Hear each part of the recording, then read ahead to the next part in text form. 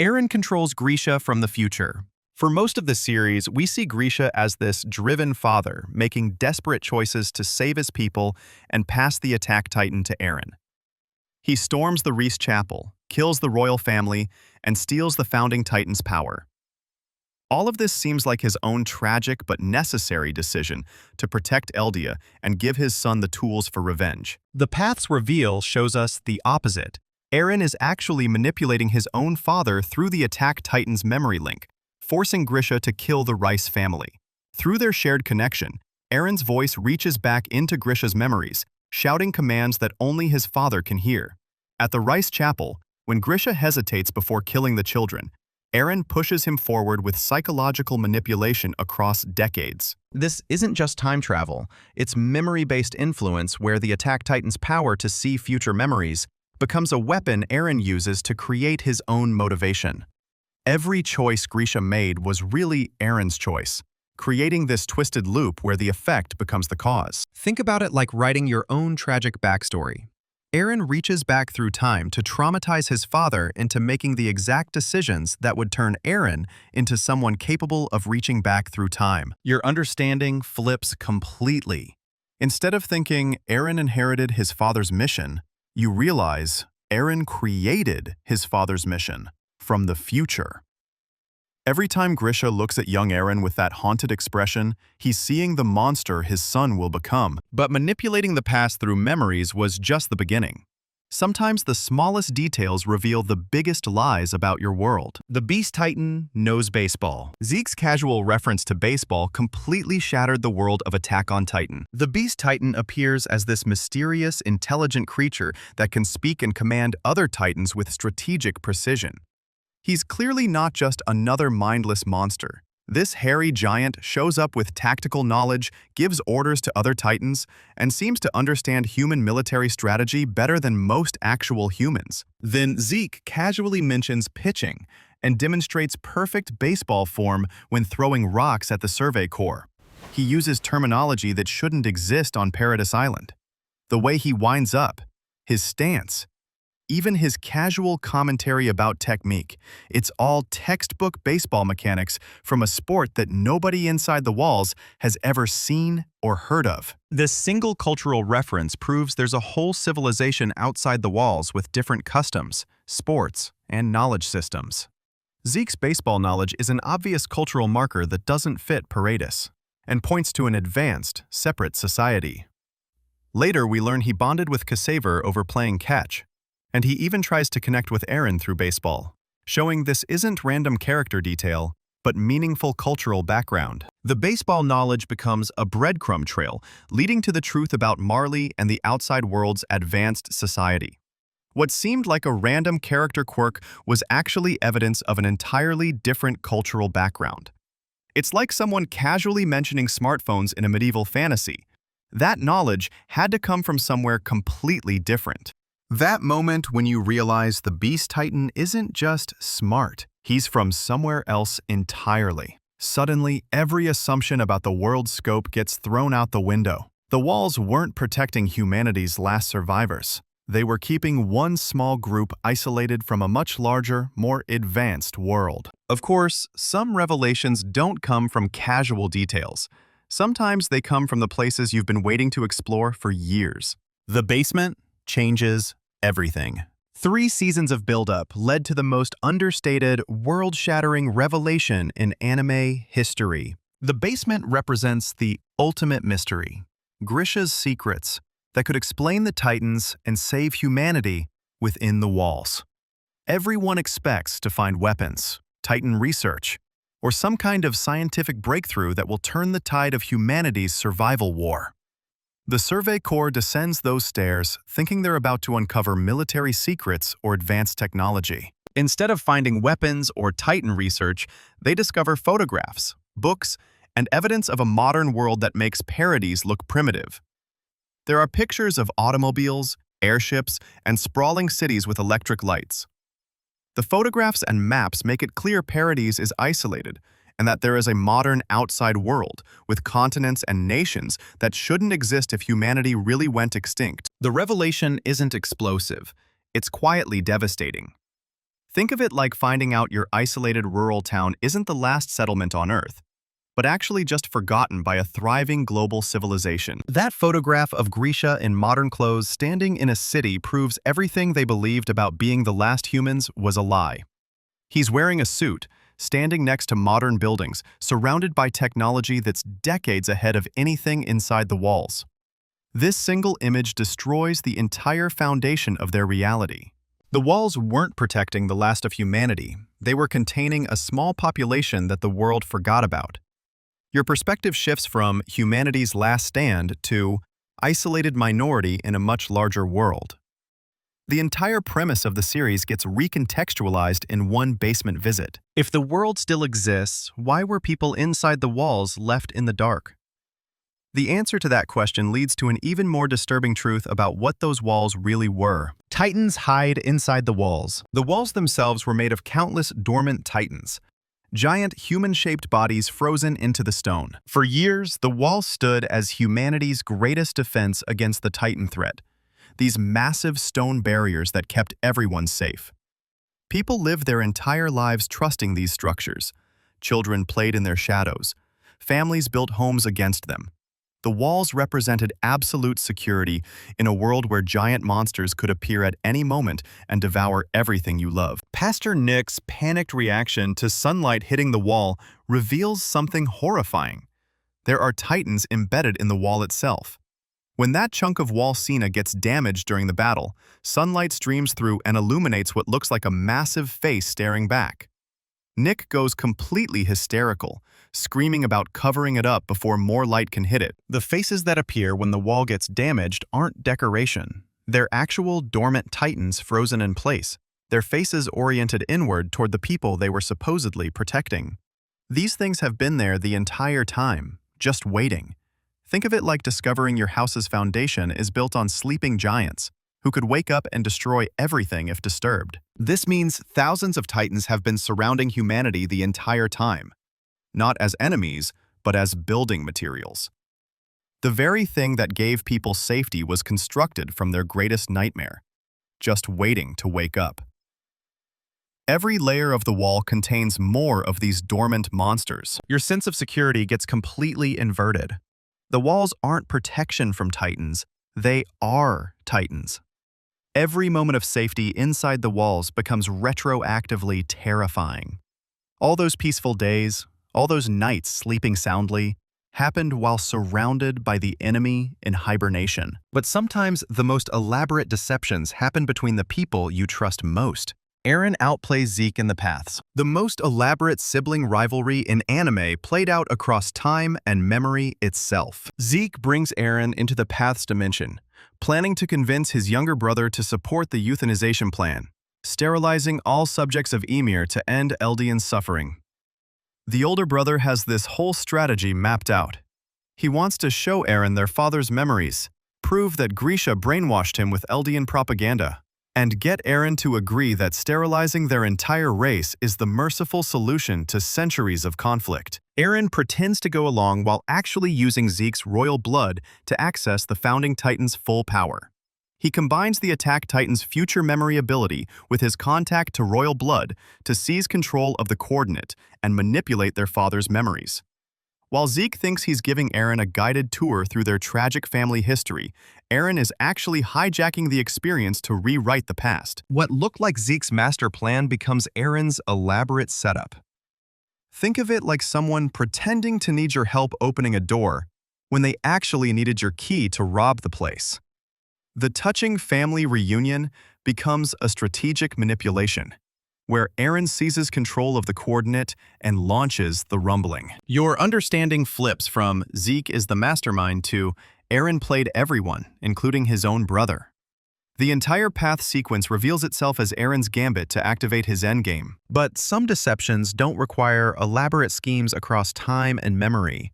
Sometimes the most devastating betrayals happen with nothing more than a casual conversation. Reiner and Berthholdt drop their masks. The most casual confession in anime history revealed the enemies were living among them all along. Reiner and Berthholdt have been trusted comrades for years, fighting alongside the Survey Corps and sharing meals with their supposed friends. They've saved lives, mourned fallen soldiers, and participated in every major mission to retake Wall Maria. These two have been through boot camp, survived expeditions outside the walls, and formed genuine bonds with people like Eren, Armin, and the rest of their graduating class. Reiner just casually mentions being the armored titan while they're sitting in the field, like he's talking about the weather. There's no dramatic buildup, no villain monologue, no threatening music. The delivery is so matter-of-fact that Eren thinks he's joking at first. This revelation recontextualizes every interaction, every shared moment, every time they showed concern for their fellow soldiers. That protective big brother vibe now reads as performance. All those moments when Berthholdt seemed genuinely worried about his friends getting hurt, every training exercise where they demonstrated just enough skill to blend in without standing out. The breach of Wall Maria, the attack that started everything, was carried out by people who then lived among the survivors. Think of it like discovering your roommate was the one who broke into your house years ago, then moved in to keep tabs on you. Years of friendship and trust get shattered in seconds as the scope of their infiltration becomes clear. Your understanding shifts from mysterious outside enemies to the call was coming from inside the house. Every scene with them becomes a masterclass in hidden motives and long-term deception. But some betrayals span much longer than a few years of friendship. Sometimes the manipulation reaches across entire generations. The owl connects past and future. The owl's dying words contain names he should never have known. Eren Kruger passes the attack titan to Grisha with what seems like standard revolutionary rhetoric about saving Eldia. He's giving this passionate speech about breaking free from Marley's oppression and restoring the Eldian Empire to its former glory. The whole scene feels like a typical mentor passing the torch moment, where an older generation hands their mission to someone younger. Then, Kruger mentions Mikasa and Armin by name, people who won't be born for years and whom he's never met. He tells Grisha to save Mikasa and Armin, even though these are just children in a future that hasn't happened yet. He literally saw future memories of Eren's life and asked Grisha to name his son Eren. There's no logical way for Kruger to know these specific names or why they would matter to Grisha's unborn son. This moment proves the Attack Titan's power works both ways. Future inheritors can send memories backward through time. It's like having a telephone line that only works in reverse, where the future can call the past, but not the other way around. Kruger's entire mission to save Eldia was guided by memories from Eren Yeager, his future successor. Every decision he made, every sacrifice he endured, was influenced by glimpses of what would come decades later. The name Eren that Kruger tells Grisha to give his son creates a causal loop spanning decades. Your timeline understanding breaks. The past wasn't leading to Eren. Eren was reaching back to create his own past. Every Attack Titan holder becomes part of a connected consciousness across generations, with the future actively shaping its own origin story. Of course, some revelations don't come from mysterious future knowledge. Sometimes they come from watching someone die, and then discovering death itself doesn't work the way you thought. Eren gets eaten but doesn't die. Eren's apparent death 5 episodes in completely rewrote the rules of what was possible. Eren charges recklessly at the bearded titan to save Armin, and gets swallowed whole. In a scene that looks like definitive character death, we watch the main character disappear into a titan's mouth, with blood spattering everywhere. The camera lingers on his severed arm lying on the ground. Every visual cue screams that this is it. The protagonist just died 5 episodes into the series. Then a titan appears and starts fighting other titans with coordinated martial-style behavior and strategic thinking that no mindless monster should possess. This new titan uses combat techniques, targets specific weak points, and fights with purpose instead of random hunger. It exhibits human-like intelligence that completely contradicts everything we know about titans. The revelation that Eren is this titan completely redefines what titans are. Titans can be people. Think of it like discovering that werewolves aren't just monsters, but people who can control their transformation and keep their human consciousness intact. This wasn't just a fake-out death. It was the introduction of an entirely new category of being, Titan shifters. Everything about Titans being mindless monsters gets thrown out, as we learn humans can control and become them. The rules you thought governed this world get completely rewritten. Your understanding shifts from humans versus Titans to some humans are Titans. The entire conflict gets reframed as something far more complex than simple survival horror. What seems like a straightforward monster apocalypse becomes a story about people with supernatural abilities fighting each other using giant bodies as weapons. But even the most dramatic revelations about power and transformation pale next to discovering that some patterns are simply too fundamental to break. History repeats with a tree. The ending reveals that some cycles are too powerful to break, even with world-ending genocide. After all the death, destruction, and attempts to end the Titan curse, the world seems to have moved on to a more peaceful era. We see modern buildings, advanced technology, and what looks like a thriving civilization that finally escaped the shadow of Titans. The characters we followed are long dead, and their descendants appear to live in a world where the horrors of the past became distant history. The final scenes show Paradis getting destroyed in future wars, and a child approaching the same type of tree where Ymir first gained Titan powers. Bombs fall on the island, wiping out the civilization that Eren tried so hard to protect. Then we see this kid walking toward a massive tree with the exact same twisted, hollow shape as the one where Ymir fell 2,000 years earlier. This visual parallel strongly implies that despite everything Eren did, the fundamental patterns of human conflict remain unchanged. Think of it like a record player with a scratch that keeps jumping back to the same song. The tree's shape matching Ymir's original tree suggests history repeating itself in the most literal way possible. All the sacrifice and destruction accomplished nothing in terms of breaking humanity's cycle of violence. Wars continued, nations fell, and people kept fighting over the same basic conflicts that started this whole mess. Your sense of closure gets shattered. The story didn't end, it just reset to begin again. The entire series becomes a single loop in an endless pattern of human conflict and supernatural power. Even with world-ending action, human conflict resurfaces, making Eren's victory completely hollow. But sometimes the most devastating revelations aren't about grand cycles of history. Sometimes they're about the most personal betrayals imaginable. Eren killed his own mother. The most personal betrayal in the series was self-inflicted across time itself. Karla's death at the hands of the Smiling Titan was the traumatic event that drove Eren's entire character arc and desire for revenge. We watch this horrific scene in the very first episode, where Eren's mother gets crushed and eaten while he's powerless to help her. That single moment shapes everything about who Eren becomes. His hatred of Titans, his desperate need to join the Survey Corps, and his burning desire to wipe out every last monster that threatens humanity. The staggering factual reversal is that Eren engineered his own origin trauma. Through the founding Titan's power, adult Eren reaches back through time and redirects Dina Fritz's Titan away from Berthholdt, who needed to survive, and toward his own house instead. He actively steers the Smiling Titan to his mother, sacrificing Karla to preserve the timeline that leads to his eventual power. Eren needed that trauma to become the person who would eventually have the power to cause that trauma in the first place. Think of it like writing yourself a tragic backstory to justify future actions. This wasn't just manipulation of events, it was the deliberate sacrifice of his own mother to ensure his psychological development. The founding trauma of the entire series was orchestrated by its own protagonist from the future. Your understanding of Eren's character completely inverts. He's not driven by tragedy, he created his own tragedy. Every moment of grief and anger becomes a performance in a script he wrote himself. But even Eren's elaborate manipulation across decades pales next to a deception that spans millennia.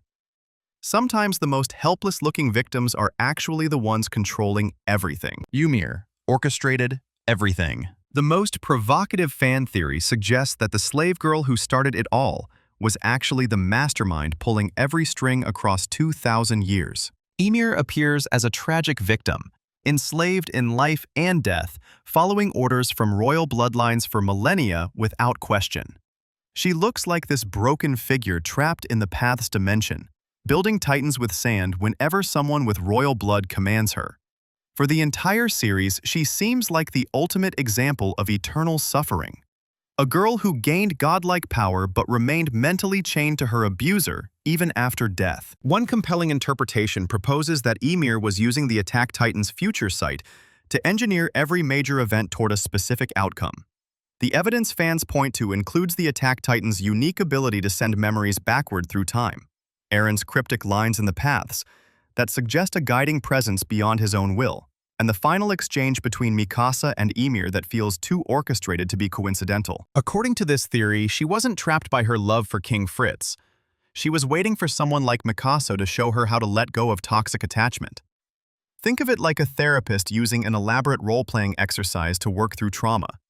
Mikasa's decision to kill Eren despite loving him gave Ymir the emotional blueprint she needed to finally break free. If this reading holds true, every Titan shifter, every major battle, every political maneuver was part of Ymir's elaborate plan to find emotional resolution. The entire series becomes her therapy session, played out through the lives and deaths of thousands of people. Whether you accept this theory or not, it represents how deeply these revelations can reshape your understanding of everything that came before. These 11 twists don't just change plot details, they completely rewrite the story you thought you were watching each time. What makes Attack on Titan brilliant is how each revelation forces you to go back and question everything you previously accepted as truth. Drop a comment about which twist shattered your view of the series, or which one you'd want to rewatch your reaction to, and subscribe for more anime compiled.